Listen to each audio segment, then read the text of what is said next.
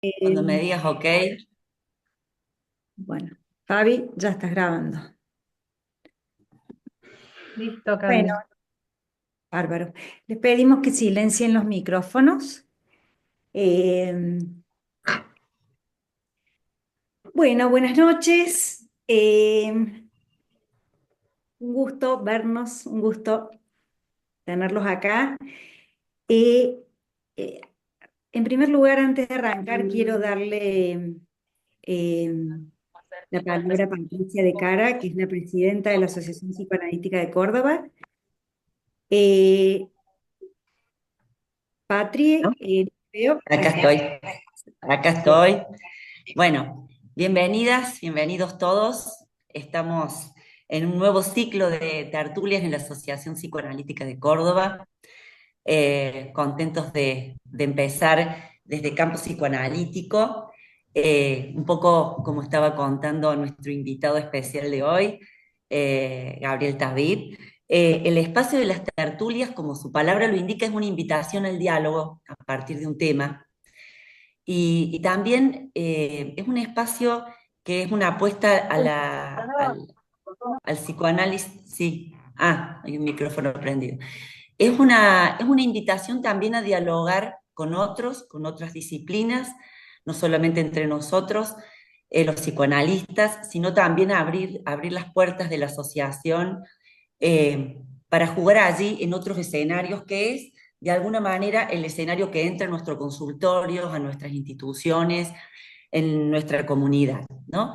Venimos hablando hace tiempo de pensar en un psicoanálisis situado, psicoanalistas situados en la comunidad frente a la contingencia y a las situaciones azarosas de la vida que nos toca asistir, acompañar. Siempre están los imprevisibles y con eso trabajamos y tenemos que ver qué hacemos con eso. Hoy amanecimos todos con una triste noticia entre otras, pero perdimos a un líder, si bien a un líder de la autoridad máxima de la Iglesia Católica, el Papa Francisco, de alguna manera podríamos decir que un líder humanitario, como algunos lo definieron hoy, que escuchaba una nota de Mariana Enríquez que me pareció que de alguna manera lo identificaba, ¿no? O sea, ¿qué hacemos nosotros frente a las situaciones que nos toca vivir, frente a las pérdidas, frente a las situaciones de caos, de crisis, ¿no? Y los analistas no estamos exentos de eso. Bueno, esta primera tertulia eh, vamos a comenzar con historias de vida, que de alguna manera es lo que se pensó para este año en campo psicoanalítico, ir tomando, brevando distintas historias de vida y poniéndolas en diálogo, poniéndolas en tensión, que es lo que es el espíritu de una tertulia. Bueno, y por otro lado, no la veo a Carla Tomlenovich, contarles un poquito de la obra que nos acompaña. Ahí está Carla. En cada encuentro y en cada invitación que tenemos desde la Asociación Psicoanalítica nos acompaña siempre una obra o una gráfica, como me explicaba Carla, ¿no? Entonces,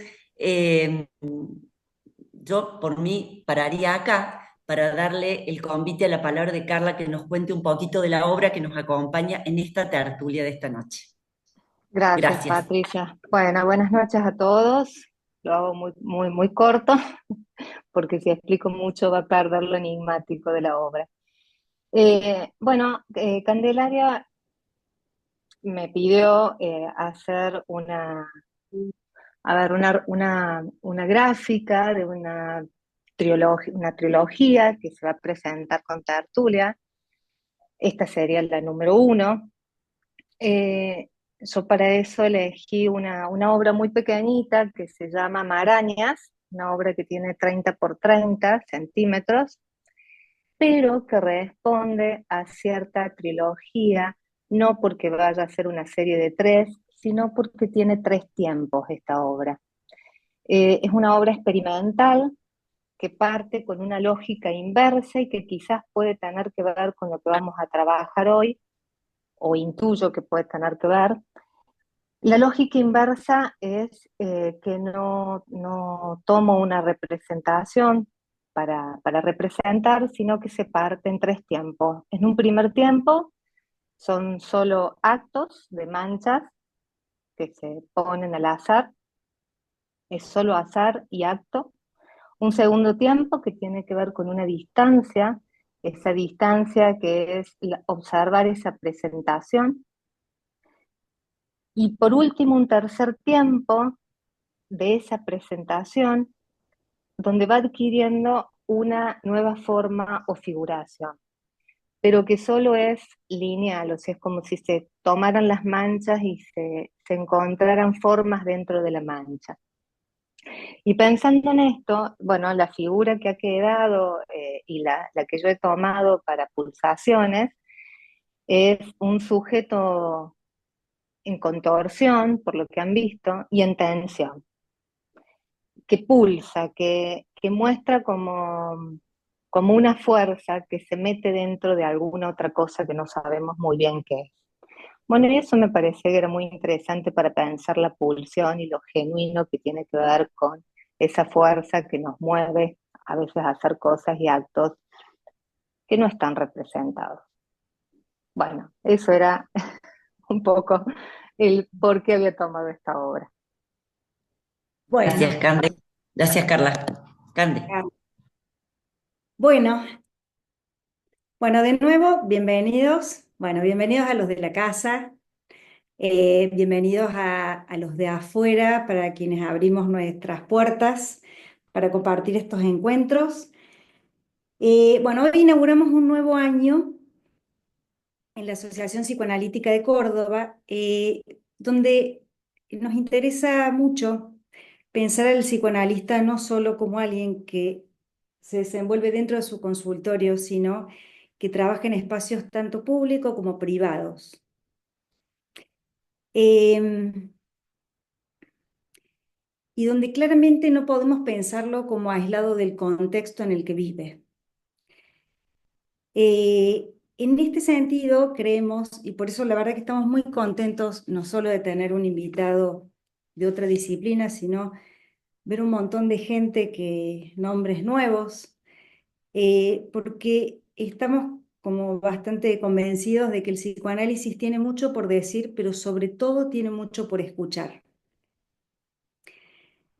Y creemos además que nuestras producciones científicas tienen como fin no solo enriquecernos a nosotros hacia adentro de nuestra institución, sino compartirlos, y esto es como un compromiso que es compartirlos con nuestra sociedad.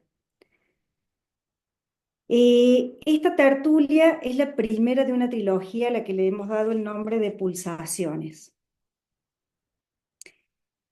Bueno, Pulsaciones como una representación simbólica y metafórica de la pulsión, tema eje del Instituto de Formación de nuestra institución de este año, y pulsión, ambas como guardianes de la vida, como fuerza interna, ruidosa y silenciosa, y como flujo incesante al que solo detiene la muerte. Bueno, dicho esto, muy breve para presentar el encuentro de hoy, bueno, voy a presentar a quienes van a dialogar sobre el tema, que es adolescencias desarmadas. Bueno, nuestro invitado, placer tenerlo entre nosotros y que haya aceptado, que no fue fácil, el doctor Gabriel Tabib, es juez de familia de segunda nominación de la ciudad de Córdoba. Es profesor adjunto de la Cátedra de Derecho Privado 6, Familia y Sucesiones, y de Derecho Privado 1 de la Universidad Nacional de Córdoba. Le voy a presentar también, para después de ya darles la palabra y no interrumpir, de nuestra casa, María José Tienot, miembro titular con función didacta de APC, especialista en niños y adolescentes de la IPA y coordinadora suplente de niñez y adolescencia de FEPAL en la gestión 2024-2026. Bueno, les doy la palabra. Bueno, buenas noches. Es un gusto para mí abrir esta tertulia, un gusto, un honor. Y agradezco a Candy, a Patricia, a Julieta que pensaron en mí para poder ser interlocutora con Gabo, le voy a decir Gabo. Eh, Cande me contactó más o menos hace un mes atrás y yo pensaba todo lo que ha pasado este mes que ha tenido como ejes a los adolescentes. Desde el impacto y la conmoción que nos provocó la serie Adolescencia, tanto a los del mundo psi como a padres, educadores, a los mismos adolescentes, que hago un pequeño paréntesis, el jueves desde FEPAL vamos a hacer un cine de debate sobre la serie, están todos invitados, y que fue una serie que es como que prestó figurabilidad a esta sensación de perplejidad que tenemos frente a un mundo adolescente, ¿no? Como creo que eran verdades que se sabían, pero a modo de pensamiento salvaje, como decía Bion, alguien logró captarlos y poder plasmarlos en una producción que realmente nos interpeló, nos sacudió la fibra más íntima también de nuestra disciplina. Cuando conversamos y preparamos con Cande la tertulia y con Juli, decíamos, hasta el último momento estábamos buscando la patología en la familia, ¿no? Y por lo menos en ese recorte no la había o no la había para provocar semejante cuestión tan disruptiva y tan como un acto, como decía Carla, carente de significación, de simbolización y demás, ¿no? Entonces, bueno, creo que eso nos enseña y nos dice que es por el lado de cuestionar lo sabido, porque la sociedad, porque la patología, porque los casos clínicos nos lo hacen cuestionar, eh, y el diálogo con la interdisciplina para abordar lo complejo me parece que en este sentido es fundamental. No solamente el diálogo, también la acción con la interdisciplina, porque no, ya vamos a ver, vamos a pasar un caso clínico, como con la sola interpretación por ahí no alcanza. Y bueno, también pensaba en este chiquito que mata al padre, al padrastro, para defenderle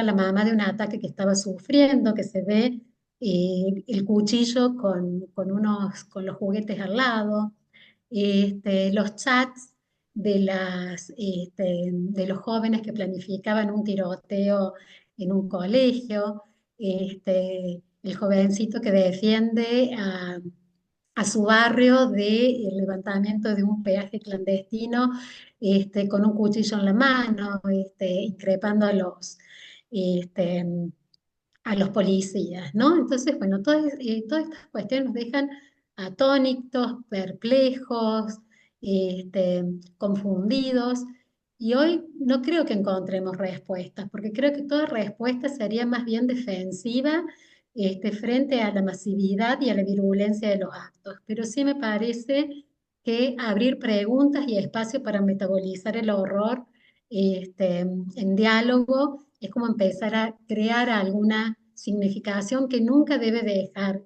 de tener en cuenta las condiciones de producción de subjetividad, lo que sucede en lo político, lo sucede en lo social. Creo que todo eso este, muchas veces hace que la violencia curse como ego distónica, ¿no? Perdón, ego sintónica, como naturalizada y a veces banalizada. Con solo ver los espectáculos que se dan en la televisión, los ataques, las acusaciones, donde la palabra hasta pareciera que hubiera perdido su valor ligador, ¿m? Para ser más bien evacuativa y un ataque, ¿no? Eh, bueno, eh, frente a esto, muy cortito para después hacerle una pregunta a Gabo, yo eh, quise investigar un poquito la historia de este jovencito que no paraba de delinquir, ¿m? Y que parecía como que la sociedad, acá en Córdoba fue, La única alternativa que daba era esperar que cumpla los 16 años para que entre en el régimen penal juvenil. Todos los dispositivos que se le iban armando, brindando, resultaban estériles. Y me fui un poco a tratar de investigar su historia, es el famoso pistolero, y no había historia. En lugar de historia había un prontuario. A tal edad cometió su primer robo, a tal edad se escapó de la institución. El único atisbo de subjetividad era una carta que escribía la mamá pidiendo que no ser juzgada y ayuda. Y no le pedía ayuda ni a las instituciones, ni a la justicia, ni a los psicólogos, ni a la escuela, le pedía ayuda a Dios. ¿Mm? Bueno, muy impactante. Y también no estaba su nombre, sino que estaba un seudónimo que era el pistolero. También me pregunto, ¿el delinquir es un modo de hacerse un nombre, de adquirir visibilidad eh, frente a la ruptura de los pactos sociales, del lugar de contención que pueden tener las instituciones, ¿no? Pero yo creo que estos casos son claramente un fracaso colectivo y de la intersubjetividad, que operan a modo de denuncia también, y no podemos dejar de mirar la época y la cultura actual para empezar a entender qué denuncia el pistolero. Gabo, a partir de esto te quería preguntar, en tu experiencia como juez de familia, ¿cuál es esto? ¿Cuáles son las caras que adquiere hoy la violencia? ¿Qué impacto tiene? ¿Cómo están las instituciones preparadas o no para abordar lo complejo? Eh, bueno, y también cuáles son los límites que tenemos.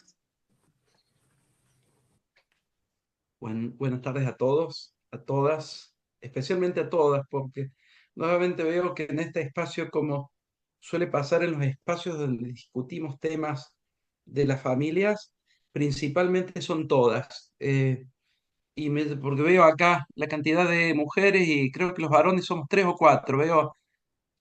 Recorro acá el panel. La primera, antes de contestar, te digo, por qué en estos ámbitos de discusión o de análisis o de estudio o de preocupación de cuestiones en relación a dónde están nuestros niños, nuestros adolescentes, cómo los están transitando, por qué somos menos los profesionales, los de cualquiera de las disciplinas de las que podrían involucrarse, somos varones? Y la pregunta es, ¿será que todavía en este punto no damos la evolución a, al cambio que hemos pretendido en otros ámbitos, sobre todo en el ámbito legal? Hemos pretendido un cambio hacia la igualdad en la forma de cuidado, en la forma de ejercer estos límites, estas cuestiones dentro de los grupos familiares, porque fíjense, esto se proyecta también en el ámbito profesional. Son casi todas mujeres ustedes las que están acá para hablar de un tema de un adolescente, de unas adolescencias. Bueno, eso es una primera reflexión que se me hizo cuando veía el mosaico de cuadros que están acá presentes.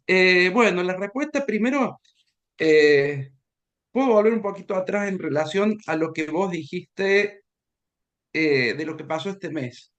Y sí, cuántas cosas que este mes nos trajeron a hablar distinto. Lo que vos decías de la serie, que es la serie del momento para los que estamos en temas relacionados a infancias, adolescencias, que es esa serie tan impactante. Y yo veía que vos te preguntabas que ustedes estaban buscando cuál era la patología de la familia ahí. Y yo creo que acá, más que la patología de la familia, es una patología social, una patología del Estado, de un Estado como el Estado inglés, que es bastante ausente, que es bastante liberal en los términos de no presencia del Estado en determinados ámbitos privados. ¿Cómo eso se traduce? A lo mejor, no es que no vaya a pasar en Argentina ni en países latinos, que a lo mejor esa faltas de políticas públicas destinadas a empezar a buscar una solución a esto que nos está avasallando y que no sabemos qué nos pasa, no sabemos, hasta hace un mes muchos de nosotros no sabíamos que son los incels, no sabíamos que son nada de eso que trae la serie, nos trae una serie de televisión, una ficción, nos lo trae y nos preocupa a todos. Yo digo, creo que acá la primera respuesta está no solamente en la familia, sino también en el Estado y en la sociedad. Y a mí en esa serie, justamente lo que más me impactó en el primer instante de la serie es el accionar del Estado. Un Estado que sabiendo, o sea, teniendo data precisa de que el delincuente podría ser casi seguro, digamos, tenían la convicción casi plena por lo que pasa en la serie después, de que el que había producido ese hecho tan fatídico era un adolescente de 13 años, era viable que el arresto de ese chico fuera realizado como con 20 patrulleros destruyendo la puerta de la casa, haciendo que el chico se orinara cuando lo van a buscar. ¿Era necesaria esa violencia institucional que no supo cómo responder a algo tan aberrante? A mí me impactó casi toda la serie, pero esa serie me dejó perplejo en relación a la reacción del Estado. Cuando hay estos chicos como este pistolero del que hablabas vos, La, yo leía también en estos meses, en relación sobre todo las repercusiones de las noticias abajo de La Voz del Interior o de cualquiera de los portales de noticias donde se hablaba de ese chico. Y la solución que todos estaban esperando, o todos estábamos esperando, que cumpliera la edad de imputabilidad, para que sea imputable. Me pregunto, ¿esa es la respuesta social que debemos darle a una problemática de este tipo? O sea, que sea imputable y que sea encarcelado. Esa es la respuesta, me pregunto. Creo que no. Creo que la respuesta tendría que venir desde múltiples lugares distintos. Ver, como vos decías, María José, ¿qué pasó, qué le pasó a esa madre que solamente le puede pedir a Dios que este niño y este adolescente deje de delinquir? Bueno, hice como mínima introducción de reflexiones que empecé a pensar en base a lo que vos decías. Y en relación a las violencias, creo que los cambios sociales que hemos vivido en los últimos tiempos han sido vertiginosos. Creo que esto comienza en los 90, creo que comienza así, porque antes los cambios eran mucho más pausados. Había más generaciones intermedias en las que se iban reformateando cuestiones y muchas de esas cuestiones era para la adquisición de más derechos. Hoy la violencia vemos que las violencias nos están atravesando todos, primero porque las vemos más cercanas, segundo porque la realidad nos la pone frente a nuestra cara cada día, cada tarde, y tercero, porque los cambios, como decían, son vertiginosos. Si yo tuviera que decir, son las redes sociales que hoy, en las cuales se interactúan hoy y que permiten lo que pasaba en la serie de adolescencia, me parece que es parte, pero no es todo.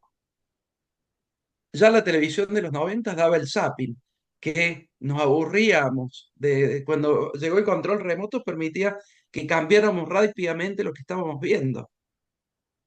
Y esa motorización o hipermotorización de las cuestiones y de la sociedad también ha llevado a esto que no podamos entender ninguno completamente lo que se nos está presentando cada día. Yo, como les decía ayer en una reunión que tuvimos anteayer, con Candy, con María José, yo no soy un juez penal, no interactúo con niños y niñas que se encuentran en conflicto con la ley penal. Pero sí, en los tribunales de familia vemos las consecuencias que puede haber en esos niños y niñas por las violencias que pueden vivir en el ámbito escolar, en el ámbito de las amistades, en el ámbito familiar también.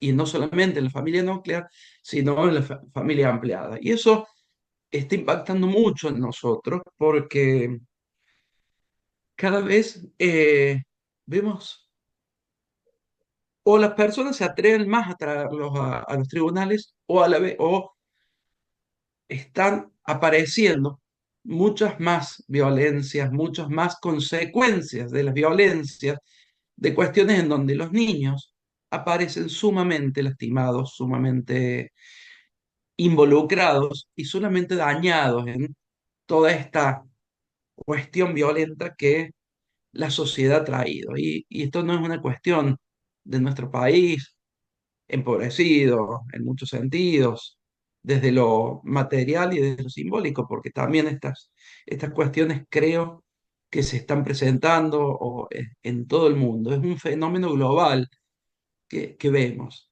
Y el pistolero del que hablaba, seguramente en muchos países está esto.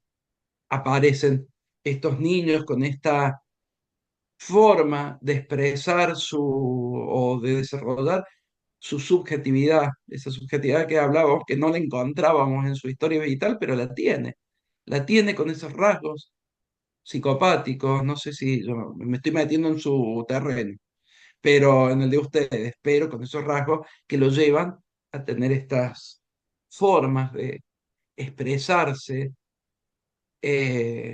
cotidianamente. Entonces, bueno, la respuesta es sí, las violencias han cambiado el modo no solamente la violencia, otras circunstancias han cambiado la forma en que nosotros, los y las juezas y jueces de familia, tenemos que empezar a ver cada familia. Acá aparece un elemento que antes no parecía con la frecuencia que hoy está apareciendo. No sé si te respondí un poco a la pregunta o me quedó algo en el tintero porque me Y fui por las ramas. siempre algo quedará, pero bueno, lo seguiremos conversando, ¿no? Bien. Me parece muy interesante esta ampliación de la mirada a lo social, a lo político, a lo comunitario. Y cuando pensamos casualmente este contrapunto, porque en realidad lo que aparece primeramente son jóvenes armados. ¿M? Y nos preguntamos también lo lindo de la tertulia es que tuvo como una previa interesante y pensábamos, este, realmente, bueno, la adolescencia enfrenta de por sí a situaciones de desmantelamientos, de caídas, de duelos, de desidentificaciones. Y desde lo social, desde la época, desde la cultura, me parece que es una sociedad que hace poco duelo, que no tolera el proceso del duelo, que no tolera la contención de la agresión para transformarla en alguna otra cosa y poder incluirla, ¿no? Me decía una paciente, que, bueno, esto que vemos tan claramente, están seguidos en los consultorios, ¿no? Niños con un funcionamiento déspota que muerden, pegan a sus padres, que casi como que les alteran toda la vida familiar porque no pueden, no sé, salir a los espacios públicos porque hacen grandes berrinches y los adultos muy atemorizados con estas cuestiones agresivas, y me decía esta paciente con mucha angustia, la verdad que tuve que recurrir a la tablet, es lo único que la calmó. La calmó, me decía ella, pero también la apagó. ¿M? Entonces, la ausencia de continentes, de referentes adultos que puedan ejercer la simetría, que puedan limitar amorosamente el ejercicio este, de la descarga pulsional directa en pos de un bien superior, me parece que va haciendo que los jóvenes vayan buscando donde pueden y allí donde hay este, una carencia identitaria, una confusión identitaria, viene rápidamente una oferta de mercado totalizante, a tratar como de paliar esas inseguridades, esas dudas que por ahí no pudieron ser contenidas en los tiempos de un proceso, ¿no? Y acá es donde tenemos la adicción a la tecnología, este, a los discursos totalitarios, a los líderes totalitarios y muchas veces déspotas, eh, como un modo de encontrar una existencia, ¿no? De encontrar, este, sí, algo para armas. Sí me pregunto, porque también yo creo que estamos frente a otros mecanismos en la constitución del aparato psíquico. Hay muchas más decisiones y hay mucha más mimesis. Yo me pregunto, al tomar como referente, no sé, los TikTokers, realmente esta chiquita que se mató en Mendoza por seguir un reto de un TikToker, ¿se quería matar o estaba adhiriéndose a algo sin una función crítica de pensamiento, algo con casi como eh, sí, como un pegarse al otro para ser alguien con tal de ser? Bueno, eso me parece que por ahí sería interesante después plantearlo en el debate, que si sienten que estamos frente a otro psiquismo con más decisiones y menos represiones, que también promueve un paso al acto y que la violencia esté como descarnada, sin ni siquiera a veces un mensaje, sin un sentido, más bien una descarga insoportable y hacer sentir al otro algo de la muerte que se lleva adentro. Bueno, para pasar a esta otra parte de la tertulia, queremos escuchar en vivo y en directo los audios de estos jóvenes que planeaban, siguiendo a una líder, un tiroteo en el colegio. Uno lo vamos a pasar y el otro les voy a contar algunas cositas porque es muy largo y se nos iba a ir mucho tiempo. Así que, bueno, Fabi, si lo podemos escuchar. Che, pero ¿cómo sería el plano? ¿Cómo entramos y esas cosas para tener una imagen o así vamos planeando para más adelante? ¿Y para qué tienes tanta información? Vos no le estarás diciendo a nadie, ¿no? No, si estoy en mi trampolín, escuchá. Sí, solo. Bueno, no sé. Bueno, Ahora después hago un curso de la escuela y ahí digo cómo va a ser. y o sea, tenemos que entrar con todos. O sea, cuando entran lo de la noche. Ah, eso también. ¿En qué turno? ¿A la noche sí o sí, no? Sí. Ok, habría que entrar con lo de la noche, pero a la noche por lo de los O policías. podríamos hacer como que somos estudiantes que llegaron tarde y ahí cosas. Bueno, ¿y a qué hora sería? Y cuando entren los de la tarde, los de la noche, digo. Ah, bueno. Y es como un sueño esto tuyo, ¿no? ¿Es un sueño por hacerlo? No sé. ¿Y por qué querés hacer? ¿Por qué sí? ¿Y en serio querés dejar la evidencia esa que dejaste en tu celu? Sí. ¿Y no la tendrás que anotar en un papel para que lo vea más fácil? No. Ah, lo van a dejar que lo quede en tu celu. Sí. Bueno, después mandá cómo sería el cronograma. ¿Vale? Dale. Chao. Chao. Bueno, lo que decía recién, no se sabe, o sea, escuchar como esas voces de niñitos, parecerían planeando un juego en red, pero en realidad esto tenía visos o de realidad o de un delirio colectivo siguiendo a una líder, pero a mí lo que me impacta de este audio es cómo le pregunta, ¿es tu sueño?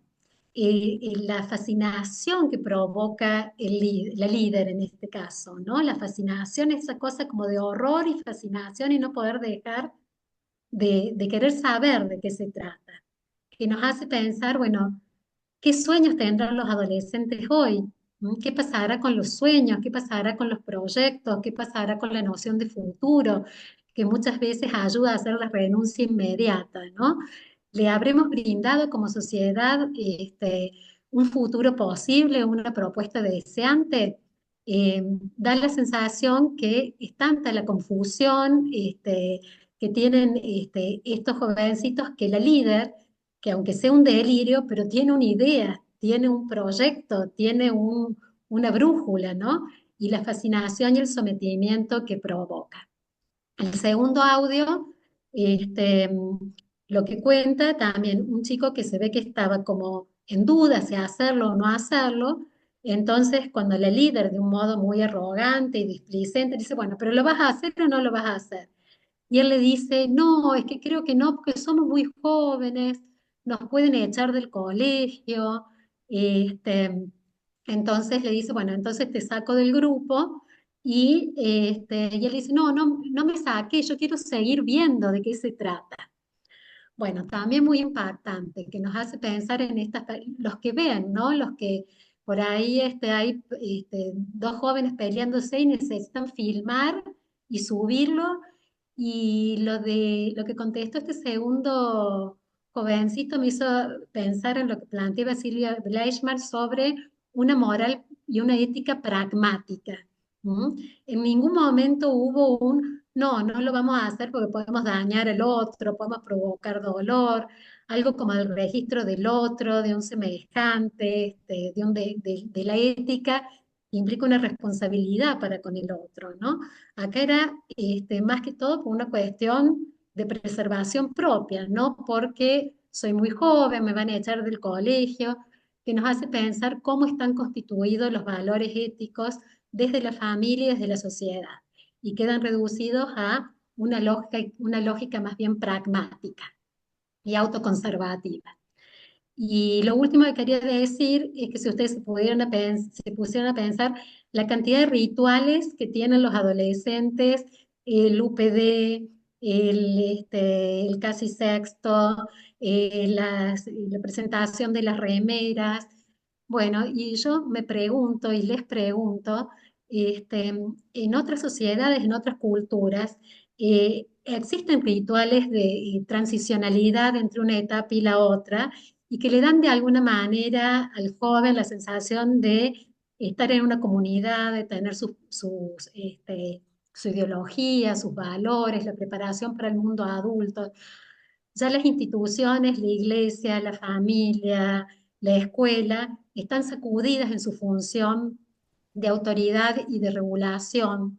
Y me pregunto si serán los jóvenes en esta búsqueda de darse ellos rituales de alguna manera, bueno, para transitar este pasaje, los que muchas veces, bueno, más que rituales de regulación de la agresión, parecería más a la película La Purga, donde es un día donde vale todo, y bueno, y realmente eh, eh, termina muy mal muchas veces por esta falta también de mirada adulta que pueda sostener y acompañar en estos pasajes. Frente a esto, Gabo, te quería preguntar, ¿cómo ves a las familias hoy en esta función de narcisización, de regulación de la agresión, de brindarle un alojamiento, de brindarle un proyecto, y también cómo estamos implicados los profesionales de la salud, porque muchas veces tenemos estos divorcios tan conflictivos que nos busca la madre o el padre para atender a su hijo, pero el otro progenitor no quiere saber nada y quedamos nosotros también involucrados en en estas decisiones tan marcadas y en estas luchas tan virulentas entre los adultos. Bueno, que nos cuentes un poco estas presentaciones actuales. Bueno, primero, antes de entrar a eso, en relación a esto que vos decías, como los adolescentes y también los adultos necesitamos un sistema de pertenencias.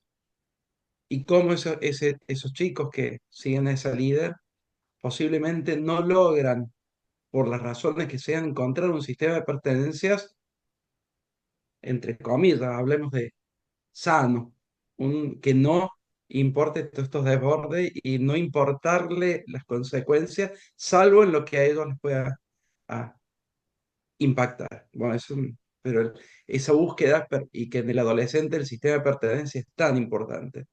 Cómo los lleva a lo mejor. Una reflexión en general. Bueno, volviendo a las preguntas que me hacías, lo que nosotros normalmente tenemos eh, como impactante son las familias en crisis. Lo que llega a tributar, muchas familias que logran una separación sana, o una separación no patológica, casi que ni las vemos. Vienen una vez, presentan un escrito, hacen un acuerdo y ese acuerdo habitualmente se cumple.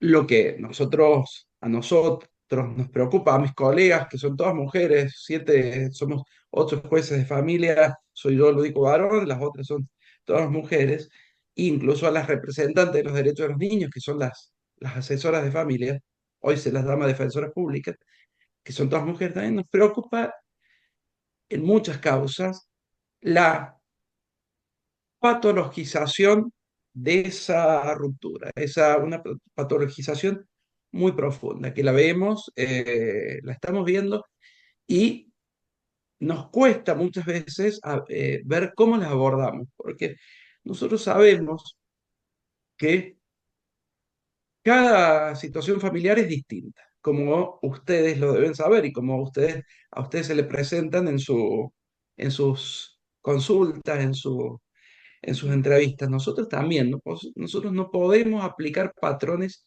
generales. Si bien la ley es una, la interpretación de las normas son distintas de acuerdo a las circunstancias. Y en nuestro Código Civil, que es un Código Civil moderno, ayornado a los tiempos, que ahora el 1 de agosto cumple 10 años de vigencia, nos mandó a los jueces en su artículo 1 y 2 a decir, ver el caso a caso. Nosotros no podemos venir a aplicar fórmulas mágicas y generales, sino tenemos y más en este área del derecho a la familia, tenemos que ver cada familia en común. Y ahí empieza a aparecer esto que vos decís, las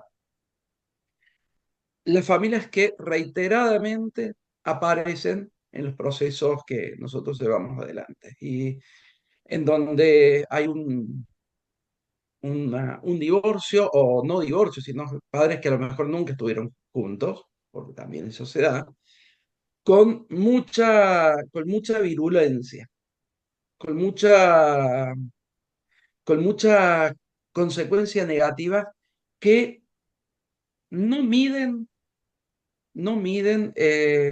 las consecuencias en relación a su hijo. Yo en esto me baso a veces pienso en el mito de Medea, esa Medea que no tiene que con tal de vengarse del padre de sus hijos, porque la deja, porque él ha dejado su patria, todo, y él la deja por otra mujer, la hija del rey, del lugar a donde van.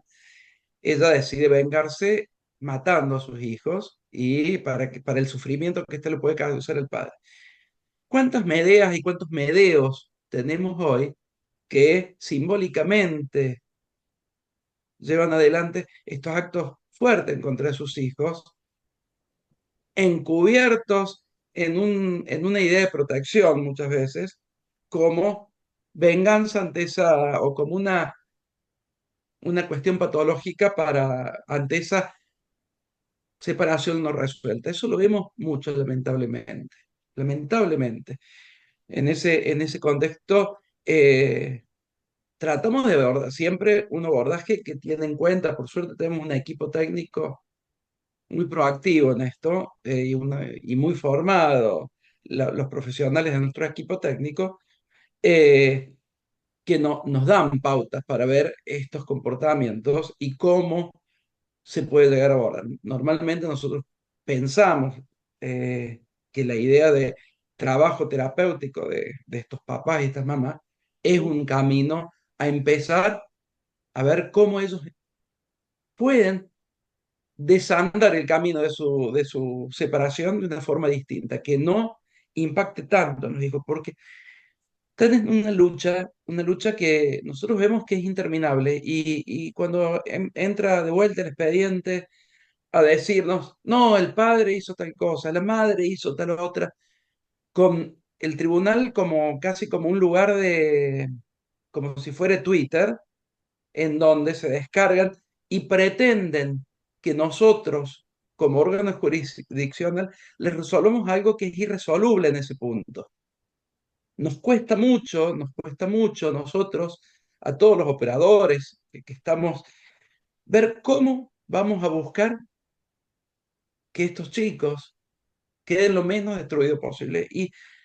Y lamentablemente, lamentablemente, cada vez lo vemos con más frecuencia, cada vez lo vemos. Y a veces las leyes que entendimos que eran un paso absolutamente adelante, y sigo creyéndolos en la protección y en el ejercicio de derechos, a veces no han sido adoptadas por muchos grupos sociales o por personas con la forma que debería ser. Esto, por ejemplo, nosotros en 2015 dimos un paso profundísimo y que lo debatimos durante muchos años para que los cuidados, que ya los padres y las madres no tuvieran la tendencia de los hijos. Entonces, desde ese momento ya no hablamos de la tendencia, porque la palabra, ustedes que trabajan con el significante de las palabras, tener se tiene una cosa, un perro, un gato, la casa, el auto. A los hijos se los cuida. Entonces, la figura que nosotros pensamos para nuestros hijos es el cuidado personal. Ese cuidado personal que pretendemos aparte que sea compartido, por más que la idea es que sí, la pauta principal es que el hijo o la hija tenga una residencia principal. Y en eso del cuidado compartido, ya las decisiones que antes tomaba el que ejercía la tenencia de los hijos, que las decisiones eran unilaterales de ese progenitor, de esa progenitora, a qué colegio iba, si hacía o no la comunión, si hacía o no el bar mitzvah, si iba a inglés o si iba a clases de gimnasia. Entonces, las tomaba quien tenía la tendencia de los hijos. Hoy, pese que los hijos tengan una residencia principal, se pensó que esas decisiones tienen que ser consensuadas. Pese que no es que tenemos que ir a pedirle al otro por cada decisión de esta la autorización, porque también el código prevé una presunción de que si el otro nada dice, hay un acuerdo de partes. Salvo para algunos actos trascendentes de la vida del hijo, como irse del país, entrar a la comunidad religiosa, vender bienes de los hijos, en eso sí se necesita expresamente la autorización de los otros. En los otros, uno puede realizar con la presunción de que el otro lo tiene. En ese punto, que ha sido un avance sustancial en la mirada, en la democratización de la familia, en el ejercicio igualitario de los deberes de los progenitores, porque esto se lo mira principalmente como deberes, no como derechos de los progenitores. Eso ha llevado que en los últimos años las juezas y jueces en esta discrepancia permanente de muchos progenitores, vuelvo a decir, no es en todas las familias, es en las que más estamos viendo, porque las que vienen más asiduamente a los tribunales. Estamos decidiendo cosas, los jueces y las juezas, que antes no decidíamos. Estamos decidiendo, a principio de año, nos toca decidir a qué colegio van los chicos. Es muy fuerte eso, que los jueces tenemos que decidir y a veces tenemos que decidir sorteando, porque no tenemos elementos para saber, porque cada uno de los progenitores trae un elemento que puede ser atendible. La cercanía, la confesionalidad o no del colegio, que tenga más inglés o menos inglés, eh, los compañeros que tiene el chico, el precio del colegio y una serie de cuestiones. Entonces, y nos toca a los jueces y a las juezas decidir estas cuestiones. Hace poco me tocó en una causa tomar una decisión. Era un adolescente de 14 años que vivía con su mamá y que su papá era muy tuerca, muy fanático de los autos. Y este chico hacía karting deportivo, karting con motor deportivo. Eh, y la madre él me planteaba que ella tenía miedo de las consecuencias del ejercicio, de que ese adolescente desarrollara ese deporte, porque ya una vez se había quebrado en una caída de su karting. El chico absolutamente centrado en la idea de hacer, porque en eso era muy parecido a su papá, absolutamente adherido a, no al discurso, sino al fanatismo del padre por ese deporte. Cosa que el hermano que tenía 12 años, 2 años más, no lo tenía. Lo tenía. Y la madre planteaba que yo ordenara que no fuera más a ese deporte y el padre pretendía que fuera. Citamos al adolescente para ser escuchado, para ver qué pensaba de eso. Y él entra, el adolescente, y me dice, nosotros cuando escuchamos a los adolescentes, que tenemos cada día 3 o 4 adolescentes para escuchar por alguna razón, o 2 o 1, pero todos los días hay alguien, la charla empieza con esto. Primero le decimos por qué está ahí, diciéndole que es un derecho, que la Convención de los Derechos del Niño le da, que ese derecho no es un deber, o sea que no está obligado a estar ahí, que si se lo escucha porque él quiere contarnos algo, que lo que él o que ella dice hace a su reserva y nosotros no tenemos por qué contarle esto a sus progenitores, salvo que ellos expresamente nos autoricen a decirle o decirle algo que los progenitores no lo escuchan o que ellos no se han animado a decirlo.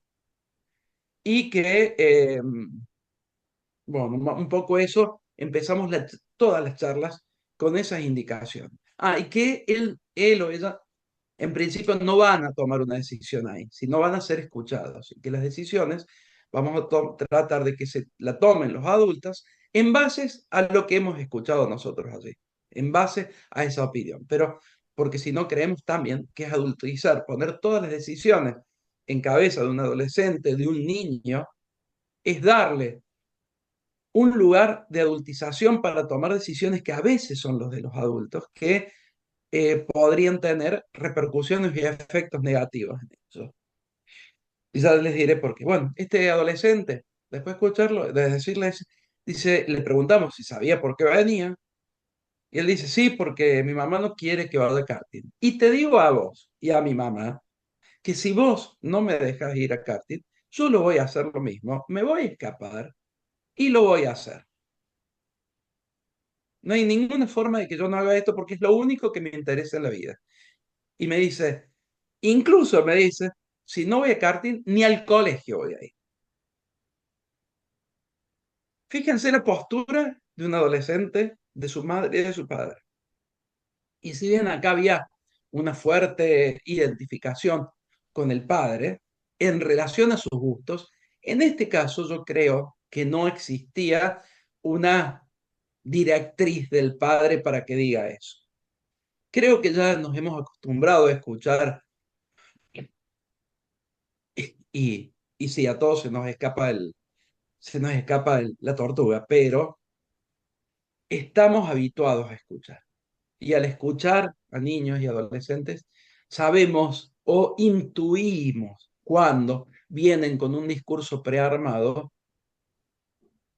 y muy identificado al discurso de nuestros progenitores, y cuando esto es una construcción de su propio deseo. Bueno, fíjense en ese caso lo que teníamos que pasar a decidir. Finalmente los padres se pusieron de acuerdo.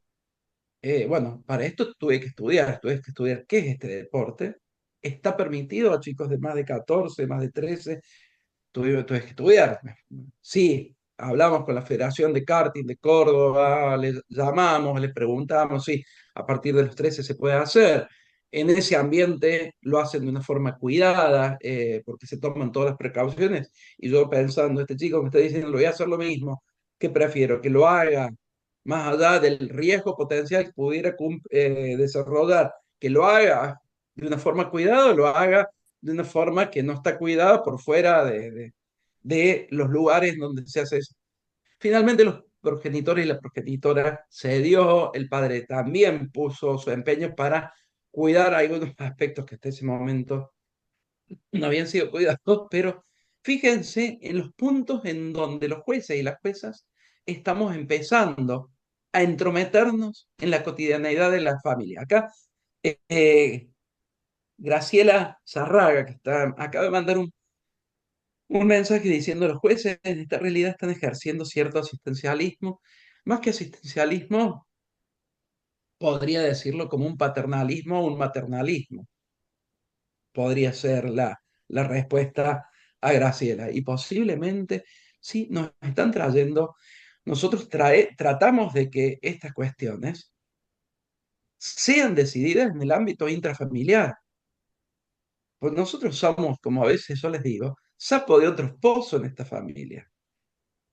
Tengo que yo decidir si hace o no la comunión, si es bautizado o no es bautizado, si es vacunado o no es vacunado ese niño, esa niña.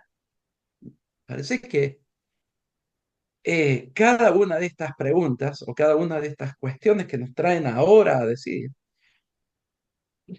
son una intromisión demasiado profunda del Poder Judicial en la vida de las personas. Pero también a veces hay que hacerlo, porque si a veces no lo hacemos, esta disfunción dentro de la familia no para.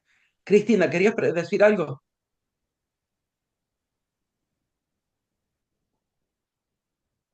Estás muteada, Cristina.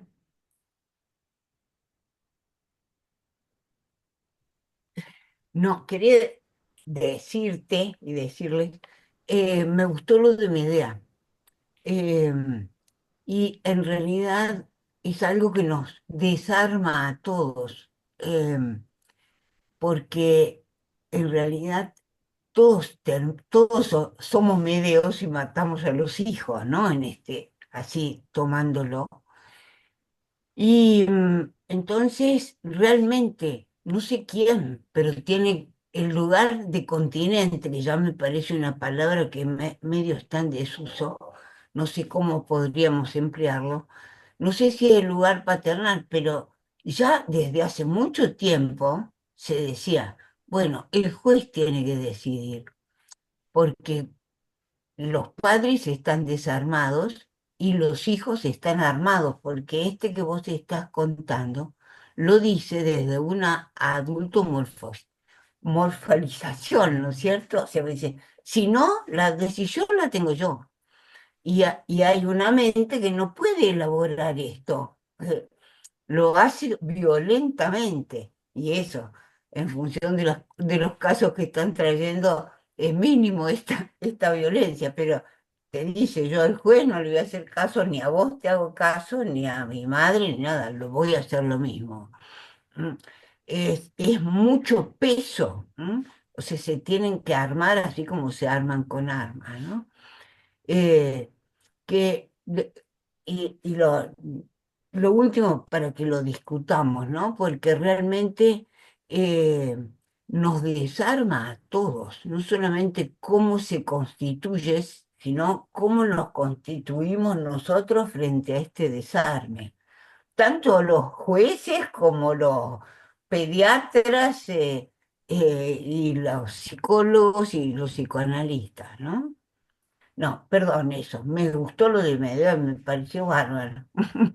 Eh, sí, Perdón, Gracias, Cristina. Gabo, antes de Y que le contestes, perdóname. sí, ¿Les sí. parece si abrimos un poquito las preguntas por si hay algunas otras preguntas y otros planteos y retomamos?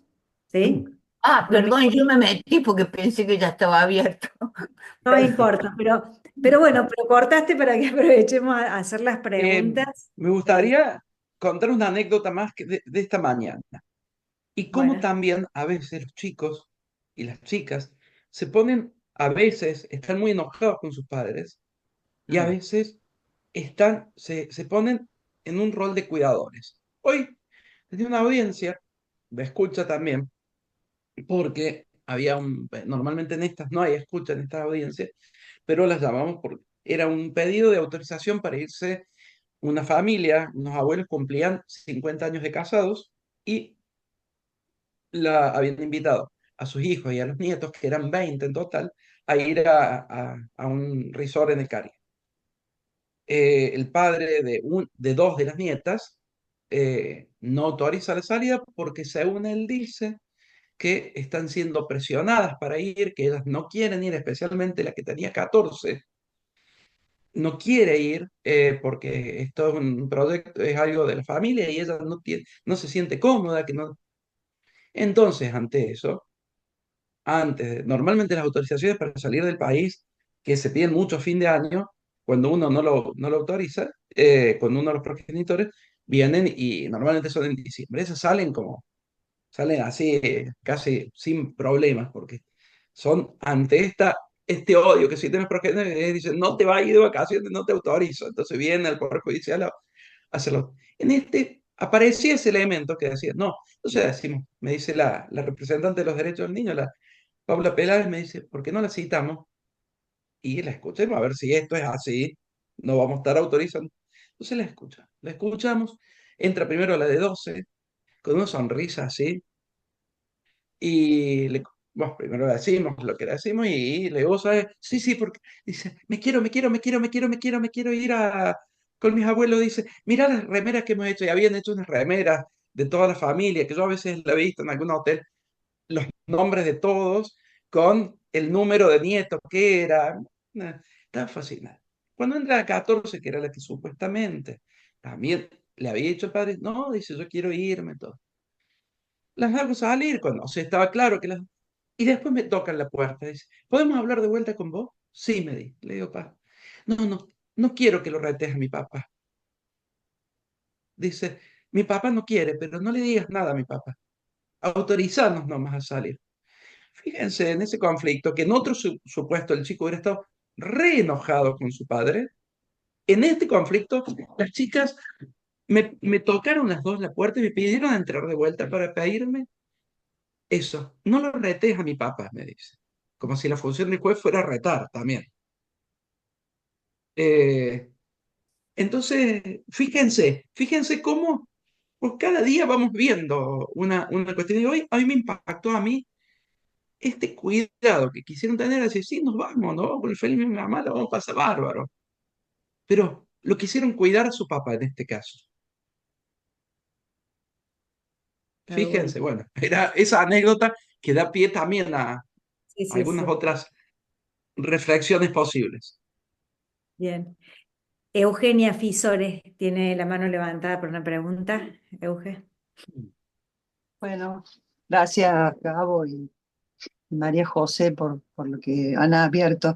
Yo, una reflexión para abrirla, para que ustedes puedan abrir todavía un poco más lo que vienen diciendo, ¿no?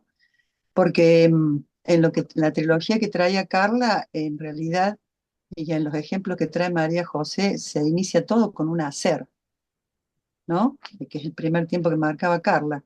Las 7 cuchilladas del chico de adolescencia, o las posibles irrupciones violentas en esos chicos o chicas que escuchábamos en el WhatsApp podrían hacerlo, o los robos de ese adolescente que no saben qué hacer con él, o sea que todos inician con un hacer. Entonces me preguntaba escuchándolos a ver cómo lo piensan ustedes, ¿no es cierto?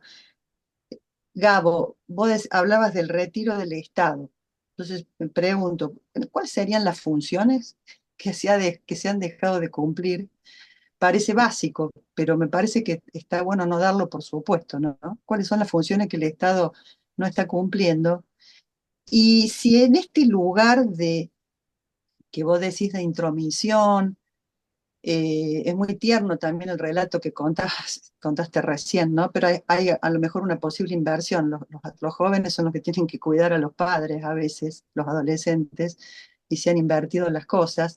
Si vos ¿cómo lo pensarías, no? Si es que la justicia o la ley o esto que ustedes representan están como obligados a funcionar no solo como mediadores, sino también en suplencia de lo que el Estado no hace, ¿no? O de lo que la misma ley, en lo que la misma ley falla, ¿no? Si tienen que ir a suplir, a hacer una suplencia, que por que vos relatas parece que da buenos efectos y buenos resultados, justamente, ¿no? Pero más que una intromisión sería una suplencia, ir a suplir, es una pregunta, ¿no? Y para María José pensaba en esto que decías, María José, también para preguntar, porque estos jóvenes armados, como el de la serie, está francamente desarmado, ¿no? Entonces, esta armadura de revólver, de arma, de cuchillo, ¿qué trae? ¿No es cierto? Un desarme simbólico, está desarmado, no tiene herramienta ese jovencito que se quedó sin ellas, ¿no? Este, y para pensar es que esta cuestión del déficit, si falla, si falta de lo simbólico, ¿qué? Pero en todo caso, ¿será que no hay herramientas y que en ese sentido quedan claramente desarmados, ¿no? De aquello que necesitan para poder armarse en la adolescencia pero desde lo interior, ¿no es cierto? Desde la subjetividad. Pero claro, aparecen cargados de violencia haciendo cosas. Bueno, relanzo para que Bien, ustedes puedan continuar. gracias, Eugenia. Otra pregunta, así después les damos la palabra.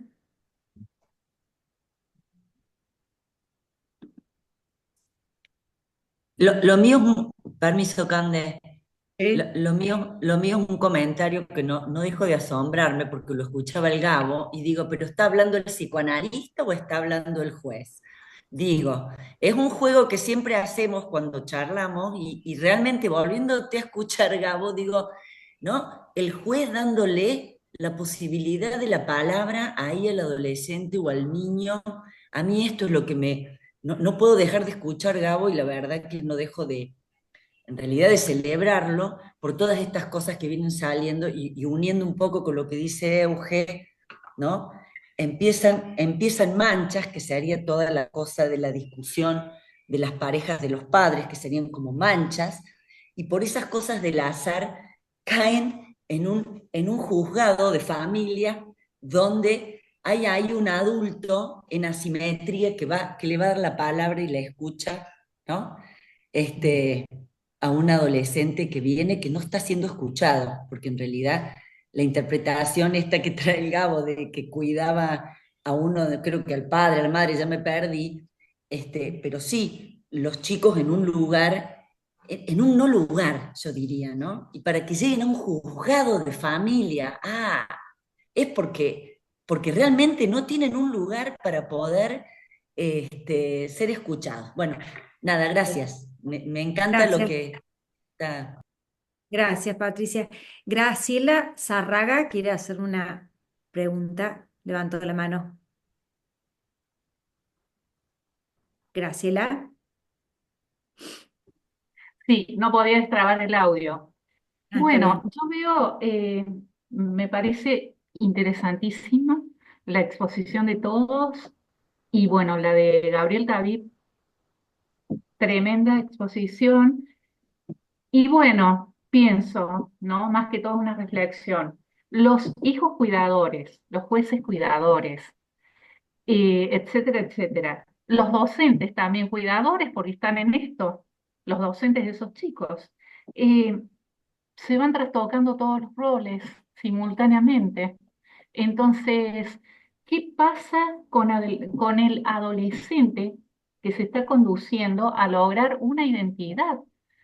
¿Qué pasa con los padres desvinculados o ausentes prácticamente en este relato que expuso Gabo Tabib? Este, eso es lo que me pregunto. ¿Qué pasa con el Estado? Como decía recién Eugenia. Entonces, ahí pienso que ya se va resintiendo todo lo que sigue, todos los estamentos que siguen, hasta llegar a la familia.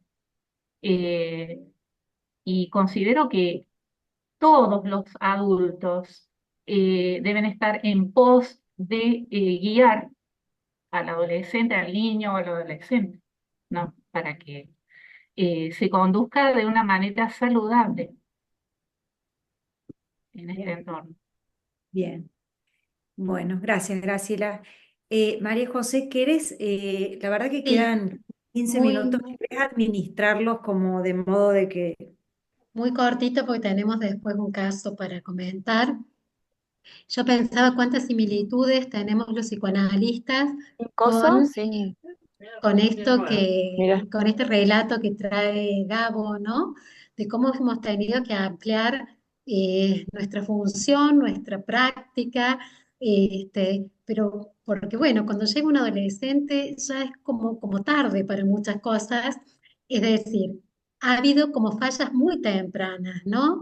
Y lo que nos estamos encontrando son con adultos con serias dificultades en ejercer esta función de asimetría con el título de La crianza respetuosa, pareciera que toda renuncia es una especie de herida y no un procedimiento necesario para el ingreso a la cultura, ¿no? Entonces está el colecho, muchas veces incluso el hijo en el medio para evitar la sexualidad entre los padres. Y he escuchado que las escuelas tienen que funcionar a modo de imponer una legalidad, es decir, no, su hijo de 8 años tiene que ir a dormir a la pieza, porque es una confusión de roles, de lugares, ¿no? Entonces, ¿cómo después va a respetar la simetría en el colegio? Nos pasa también como analista. Muchas veces me pregunto, ¿estoy haciendo psicoanálisis? Yo no me lo pregunto tanto. ¿Qué sé yo si estoy haciendo o no estoy haciendo psicoanálisis? Pero hemos tenido que ampliar muchísimo nuestra función porque hay videofallas tan fuertes en la simetría y el hijo es tomado como una parte narcisista de ellos mismos. Me pasó con una mamá el otro día que decía, bueno, yo ya la crié, la chica tenía 16 años, yo ahora me voy con mi novia a vivir al exterior y esta chiquita me miraba como diciendo, ¿y yo con quién me quedo? Con el papá, pero que el papá viajaba, entonces realmente estaba en una situación de orfandad y llegó su fiesta de egresados y veía que todas las compañeras estaban con la mamá eligiendo el vestido, los zapatos, el peinado, y ella estaba con una angustia que no quería ir al colegio, ¿no? Entonces, bueno, yo le propuse que traiga los modelos a la sesión, que íbamos a pensar juntas a ver cuál le gustaba más. Este, no sé si esto es asistencialismo, no sé qué es, pero realmente tuvo un efecto en la jovencita frente a la ausencia de figuras adultas confiables, ¿no? Bueno, y en relación a lo otro que pregunta Eugenia, sí creo que a veces las carencias identitarias enfrentan ansiedades tan primitivas de aniquilamiento, de no ser, que preferible ser cualquier cosa, incluido, bueno, si no se puede ser algo del ideal, ser el negativo del ideal del yo, con tal de ser, de estar alojado muchas veces en una comunidad que le presta un ropaje frente a la sensación interna de desarme, que es una urgencia identitaria muy imperiosa, ¿no? Bueno, Bueno, María, ¿querés administrar? Habla Gabo, pero manejamos estos minutos porque te quedan 10 minutos exactos. Ah, bien, ¿qué sí, sí. hacemos con el caso? Bueno, vemos. Yo doy dos palabras en relación, contestando lo que preguntaban. Eh,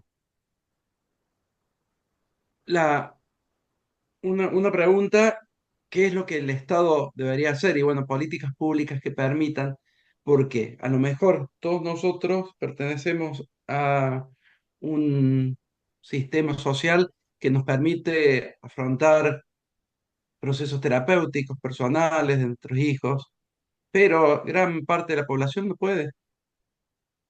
Gran parte, el 50% de la población no está pudiendo acceder a un servicio de salud mental eficiente, que le permita repensar a ellos y a sus familias estas cuestiones.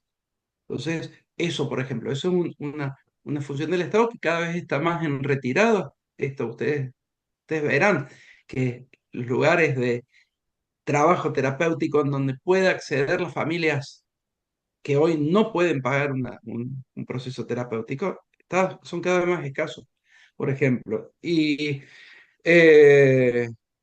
y con respecto a nosotros, las juezas y los jueces de familia, nuestra tarea es buscar resolver un conflicto jurisdiccional. Lo que pasa es que a nosotros llegan en los que los progenitores no conviven, en donde el problema ha aparecido en el Poder Judicial, pero ¿cuántos de estos problemas que pudieran llevar a lo que hablamos al principio de la charla pueden haber sido, sí, planteados en una familia como la de adolescencia, donde los dos padres estaban viviendo juntos, se llevaban bien, había armonía entre ellos? ¿Cuántos de esos no aparecen y aparecen recién en la explosión de un delito cometido por él? Bueno, ahí corto así, presentar el caso, María José. Sí, y lo último que es la construcción de legalidades de alguna manera, cuando fallaron en la familia, tiene un impacto liberador del niño también, del joven, o sea que sí es parte de la función y en buena hora que existan los espacios exogámicos para regular esto. Y Bueno, una cosa antes que sigas, que lo habíamos hablado el otro día, que se me pasó, cuando una de las cuestiones que estamos decidiendo los jueces es si los chicos hacen o no terapia, primero, y segundo, con quién la hacen. También, fíjense lo que nos ponen a nosotros a decir. Y esto es una recomendación para todos los profesionales, que cuando se trate de un niño, salvo que tenga más de 16 años, que tiene plena autonomía para tomar la decisión, siempre cuando es llevado por uno de los progenitores, al menos convoquen al otro o a la otra para la consulta. Llámenlos, pregúntenle si están de acuerdo. Si le dicen que no están de acuerdo con que no sigan con el proceso terapéutico, y si ven que su paciente podría estar en un riesgo, poner en conocimiento del Poder Judicial esta situación de riesgo en que se encuentra el niño para que allí se decida. Porque ahí pueden llegar una denuncia en el Tribunal de Ética de ustedes. No es que está prohibido por el Código Civil, me parece que es una norma deontológica que ustedes tienen que ver. Y nosotros nos vemos muchas veces, a veces, no muchas veces, algunas veces vemos que el niño y el adolescente llega solamente después de la escucha de uno de los progenitores, que durante un tiempo importante lo ha llevado, el otro ni lo sabe, y por ahí la escucha es muy sesgada. Entonces, eso lo vemos en algunos casos, y cae mal en los tribunales cuando vemos este a veces sesgamiento de la escucha de chicos y chicas. Bueno, ahí me callo porque eso me habían pedido que lo dije, que comentara algo de eso también. Cande, ¿tenemos tiempo? No sé. Parece que 4 minutos. No sé, me parece, José, que es medio corto el tiempo para plantear el caso, Bien, comentar, que lo comente Gabo, abrirlo. La verdad que sí. está muy bueno, pero bueno, nos hacía falta más tiempo. Necesitábamos, se nos fue con un montón Sí, me de parece cuestiones. que va a quedar como con poco Eh, tiempo para ser pensado. ¿Alguien más quiere hacer alguna pregunta, un aporte, algo puntual, digamos, que tengan ganas de saber, de acotar? Y Mientras si no, tanto, hasta que aparezca una pregunta, yo quería rescatar una actividad que hizo el Departamento de Niñez y Adolescencia de APC con un abordaje preventivo de esto, ¿no? Primero, en relación a la violencia, dando un espacio de escucha a los docentes que son víctimas de estas fallas en las asimetrías, porque muchas veces los niños, los jóvenes no registran ningún tipo de legalidad, ningún tipo de renuncia a una descarga, a algo autoerótico. Y, y fue importante primero darles la palabra y después hacer un aporte que a mí me pareció, bueno, lo están trabajando, pero me parece que es como el psicoanálisis extramuros y previniendo también, ¿no? Pienso ya las entrevistas con los padres, cuando se recibe a los niños muy chiquitos, y bueno, siguiendo estos conceptos de Silvia Bleichmann, ya nos podemos dar cuenta si hay un sujeto ético que ha podido hacer renuncias, que ha podido constituir diques, que se puede sentir compasión, que puede sentir empatía, desde muy chiquito. No todos son perversos polimorfos, ¿no? Los comportamientos, o si no los hay. Y que las entrevistas no sean una cuestión evolutiva solamente, burocrática, para cumplir con un requisito, sino escuchar a ver cómo han ido esos niños haciendo estas renuncias pulsionales y si hay alguna dificultad en los adultos en ejercer este rol asimétrico, ¿no? Me parece que es el aporte que podemos dar desde nuestra disciplina a una problemática tan compleja y tan difícil. Bien. Bueno, María José, gracias y le damos los últimos minutos a Gabo para cerrar al invitado. Bueno, gracias a ustedes. Y sí, estos espacios, como decía yo, no estoy haciendo actividad de posgrado de este tipo, pero bueno, me pareció un espacio muy importante para reflexionar todo esto, para intercambiar, y este intercambio creo que debe seguir con distintos ámbitos en lo que nosotros nos relacionamos, en lo que ustedes se relacionan, porque la construcción conjunta y colectiva es la mejor forma de empezar a rever que una serie como Adolescencia nunca más tenga un componente realista. Cande, ¿te Sí, puedo robar un minutito? ¿Sí? sí, sí, sí. Bueno, rápido. No, porque a mí me gustaría también, como Gabo, terminar, yo necesito, no sé, para mi vida, para mi práctica, siempre encontrarme con algo del orden de la ilusión.